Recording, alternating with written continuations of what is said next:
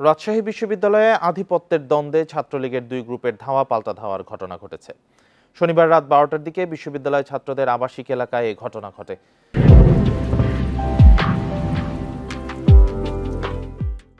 এ সময় বেশ কয়েকটি ককটেল বিস্ফোরণের ঘটনাও ঘটে। জানা যায়, সোহরাওয়ার্দী হলে রাত 11টার পর গেস্ট রুমে বসা নিয়ে হলের সভাপতি নিয়াজ মোর্শেদের সঙ্গে শাখা ছাত্রলীগের সভাপতি মোস্তাফিজুর রহমান বাবুর অনুসারী সোহরাওয়ার্দী হলের সহসভাপতি আতিকুর রহমানের সঙ্গে কথা কাটাকাটি হয়। এ নিয়ে দুই পক্ষের মধ্যে ধাওয়া পাল্টা ধাওয়া ও ইট পাটকেল নিক্ষেপ শুরু হয়। এক পর্যায়ে উভয় পক্ষ 4টি ককটেল বিস্ফোরণ ঘটায়। এ সময় উভয় পক্ষকে রামদা, চাপাতি সহ দেশীয় অস্ত্রের মহড়া দিতে দেখা যায়।